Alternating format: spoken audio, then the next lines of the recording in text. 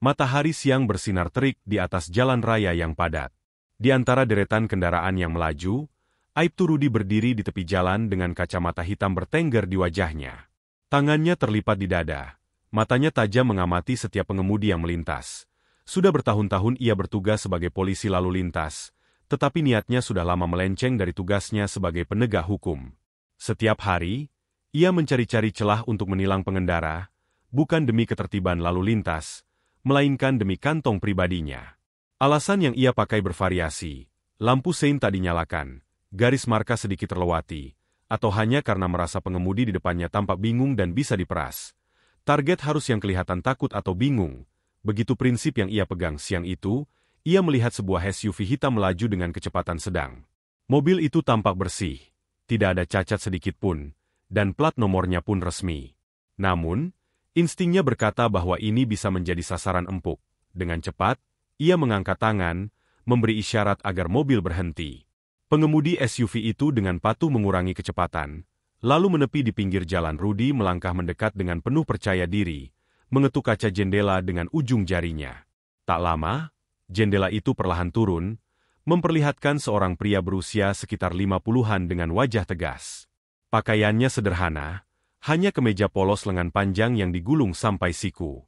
Namun, ada sesuatu dalam sorot matanya yang berbeda dari kebanyakan pengemudi yang ia tilang. Tetapi Rudi tak terlalu memedulikannya. Selamat siang, Pak. Mohon maaf, tapi tadi Anda terlihat melanggar marka jalan, katanya dengan nada tegas. Pria itu tetap diam beberapa saat, menatap Rudi sejenak sebelum akhirnya mengangguk kecil. Oh, begitu? Jawabnya singkat, seolah tidak terkejut. Benar, Pak, lanjut Rudi. Saya perlu memeriksa SIM dan STNK Anda. Tanpa banyak bicara, pria itu membuka dompetnya, mengeluarkan SIM dan STNK, lalu menyerahkannya kepada Rudi. Polisi itu menerimanya dengan santai, sekilas melirik nama di SIM itu, tetapi tidak terlalu memperhatikan. Baginya, ini hanya prosedur sebelum ia mengarahkan percakapan ke tahap berikutnya. Menawarkan jalan damai. Rudi berdeham kecil, lalu menatap pria itu dengan tatapan serius. Begini, Pak. Kalau saya tilang secara resmi, Bapak harus sidang dan itu tentu saja memakan waktu. Tapi ada cara lain supaya lebih mudah bagi kita berdua. Ucapnya, sengaja menggantungkan kalimatnya agar pria itu memahami maksudnya. Pria itu tersenyum tipis, masih tetap tenang. Oh, maksud Bapak ada cara agar saya tidak perlu ditilang? Tanyanya santai. Rudi mengangguk pelan, semakin yakin bahwa pengemudi ini bisa diperas dengan mudah. Betul, Pak. Kita bisa selesaikan di sini saja. Tentu lebih praktis, kan? Pria itu tampak menghela napas. Kemudian, dengan gerakan yang tenang, ia membuka dompetnya lagi. Namun, yang ia keluarkan bukanlah uang, melainkan sebuah kartu identitas yang segera ia sodorkan ke wajah Rudi. Dada Rudi tiba-tiba terasa sesak saat ia membaca tulisan di kartu itu. Brigjen TNI Herman Sudrajat. Seketika, tubuhnya terasa membeku. Seluruh kepercayaan diri yang tadi menguap, berganti dengan keringat dingin yang mulai mengalir di pelipisnya. Dan Brigjen Herman, ia masih tersenyum. Tapi kali ini, ada sesuatu di balik senyum itu yang membuat Rudi semakin gelisah. Aibtu Rudi menelan ludah. Ia menatap kartu identitas di tangannya sekali lagi, berharap ia salah lihat. Namun, nama dan pangkat itu terpampang jelas. Brigjen TNI Herman Sudrajat. Rudi merasakan jantungnya berdegup lebih cepat. Keringat mulai mengalir dari pelipisnya. Meskipun siang tadi ia berdiri dengan percaya diri di bawah terik matahari, Brigjen Herman tetap duduk di dalam mobilnya, menatap Rudi dengan tenang. Senyumnya masih ada, tapi kini terasa lebih menyeramkan. Ia mengamati ekspresi polisi itu, seolah menikmati bagaimana wajah Rudi perlahan berubah dari percaya diri menjadi ketakutan. Jadi, Anda ingin menyelesaikan ini secara kekeluargaan, ya? Kata Brigjen Herman dengan nada datar, tetapi penuh tekanan. Rudi tergagap, mencoba menyusun kata-kata yang tepat. Maaf, Pak. Saya tidak tahu bahwa Bapak adalah seorang perwira TNI. Brigjen Herman menaikkan alis. Jadi kalau saya bukan perwira, Bapak akan tetap memeras saya. Ah, bukan begitu maksud saya, Pak. Herman menghela napas, lalu mematikan mesin mobilnya. Ia membuka pintu dan turun. Kini berdiri tegap di depan Rudi. Tubuhnya lebih tinggi dan tegap dibanding polisi lalu lintas itu, membuat Rudi merasa semakin kecil. Sudah berapa lama Anda melakukan ini? Tanya Herman. Melakukan apa, Pak? Rudi mencoba mengulur waktu, berharap situasi ini bisa segera mereda. memeras pengendara di jalan raya, ujar Herman, suaranya tetap tenang, tetapi kali ini dengan nada yang tak bisa dibantah. Rudy semakin panik. Beberapa pengendara lain yang melintas mulai memperhatikan kejadian ini. Seorang tukang ojek yang berhenti di pinggir jalan, bahkan sudah mulai merekam dengan ponselnya. "Pak, mohon maaf. Ini hanya kesalahpahaman. Saya tidak berniat apa-apa." Rudy mencoba tersenyum. Meskipun wajahnya sudah pucat, Brigjen Herman menggeleng pelan. "Kesalahpahaman? Saya sudah lama mendengar tentang praktik seperti ini. Polisi jalanan yang lebih suka mencari keuntungan pribadi daripada menjalankan tugasnya dengan jujur." Rudy semakin panik. Ia melirik ke kanan dan kiri, berharap ada rekan polisi lain yang bisa membantunya. Namun, tak ada siapapun, "Pak. Mohon, saya punya keluarga. Anak-anak." Brigjen Herman menatapnya dengan tatapan tajam. "Dan berapa banyak keluarga lain yang Anda rugikan dengan cara ini?" aibtu Rudy. "Berapa banyak orang yang harus kehilangan uang mereka karena Anda lebih memilih kantong pribadi daripada menjalankan tugas dengan benar?" Rudy terdiam. Ia ingin membela diri, tapi ia tahu apapun yang ia katakan hanya akan memperburuk situasi. Saat itu juga, Brigjen Herman mengeluarkan ponselnya dan menelepon seseorang. "Ya, saya Brigjen Herman Sudrajat. Saya sedang di Jalan Raya Sudirman. Ada seorang polisi lalu lintas yang tertangkap basah melakukan pungli. Tolong kirim petugas propam ke sini." Rudy membelalakan matanya. "Pak, tidak perlu sampai begitu. Saya mohon, kita bisa bicarakan ini baik-baik." Brigjen Herman menatapnya dengan dingin. "Bukankah tadi Anda yang menawarkan jalan damai?" Rudy terdiam. Satu persatu orang mulai berkumpul, berbisik-bisik di antara mereka. Polisi yang biasanya menakutkan kini justru menjadi pesakitan, dan Rudy tahu, karirnya sebagai polisi mungkin baru saja berakhir di tepi jalan ini. Rudy semakin panik. Dadanya naik turun cepat, keringat membanjiri dahinya. Matanya terus melirik ke kanan dan kiri, berharap ada rekan polisi yang bisa menyelamatkannya dari situasi ini. Tapi jalan raya yang tadi terasa seperti wilayah kekuasaannya, kini berubah menjadi panggung tempat dirinya dipermalukan. Beberapa pengendara yang melihat kejadian itu mulai berhenti di pinggir jalan. Mereka berbisik-bisik, beberapa dari mereka mengangkat ponsel dan merekam. Rudy merasa semakin terpojok. Brigjen Herman tetap berdiri tegap di hadapannya, menatapnya dengan sorot mata dingin dan penuh wibawa.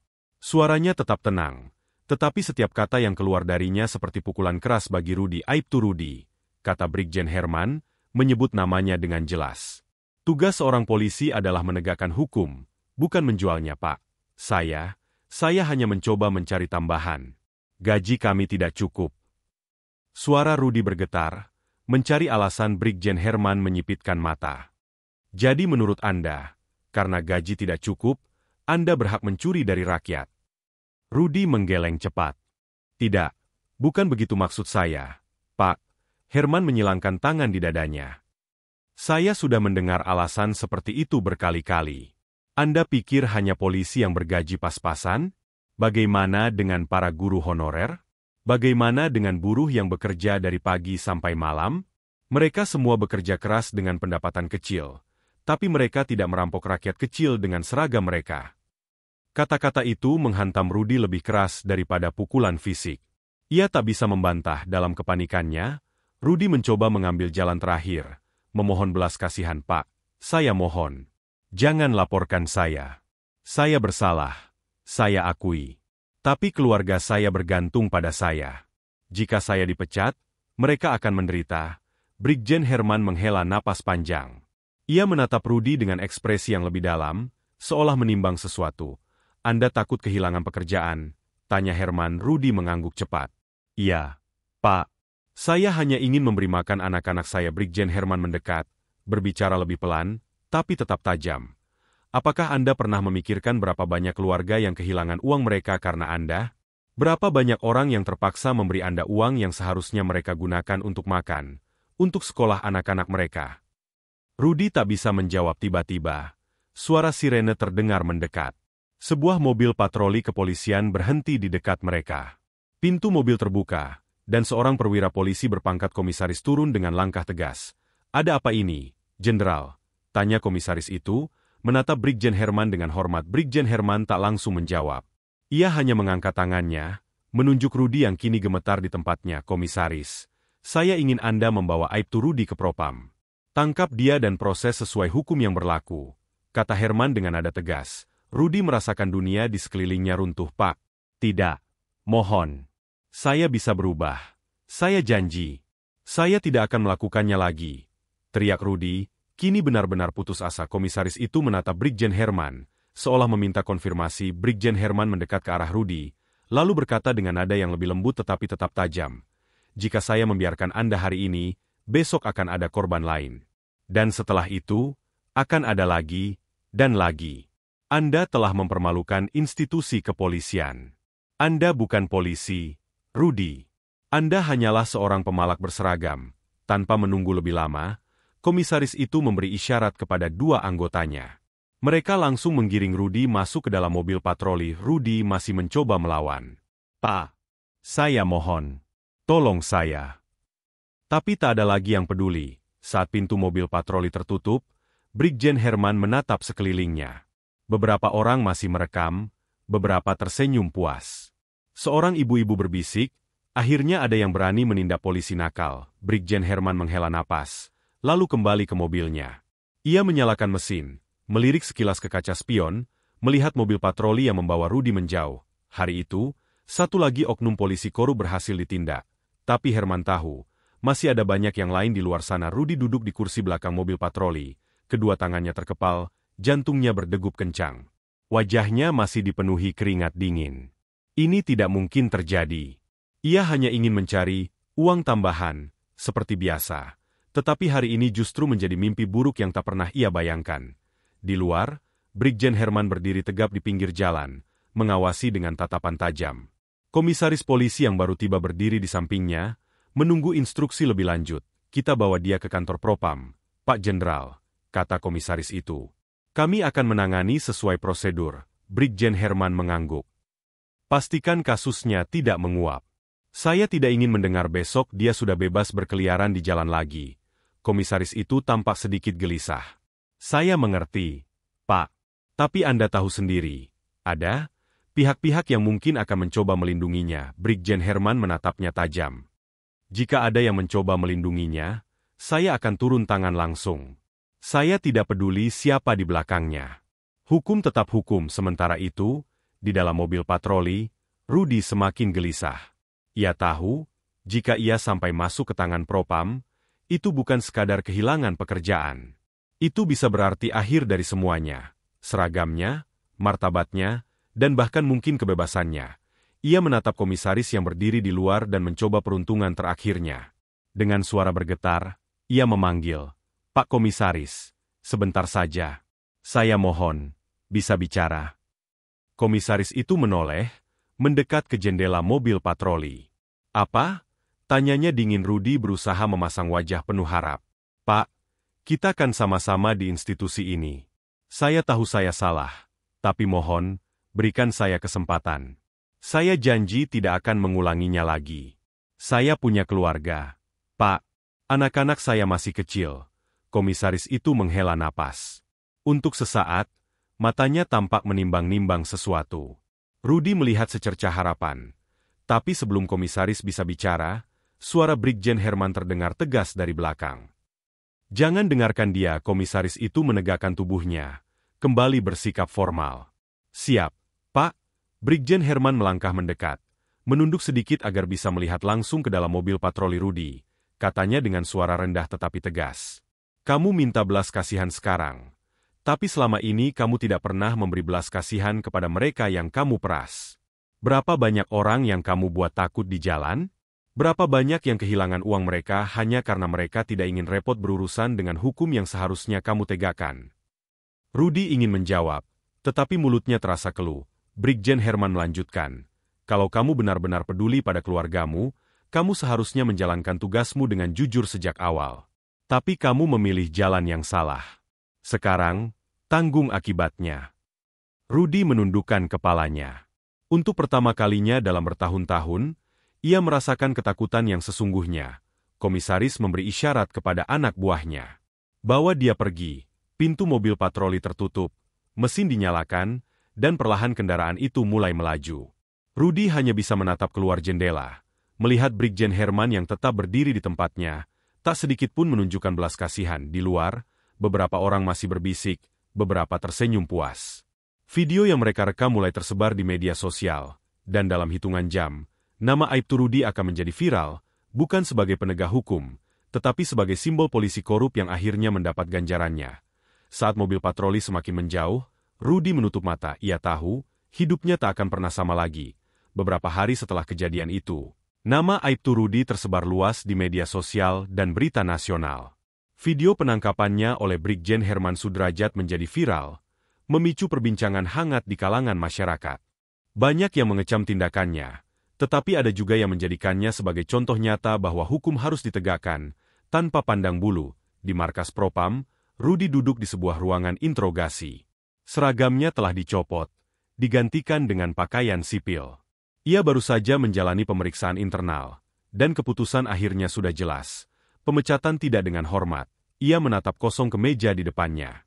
Semua yang ia bangun bertahun-tahun, pangkat, gaji tetap, status sebagai aparat, hancur dalam sekejap karena keserakahannya sendiri. Di rumah, istrinya menangis.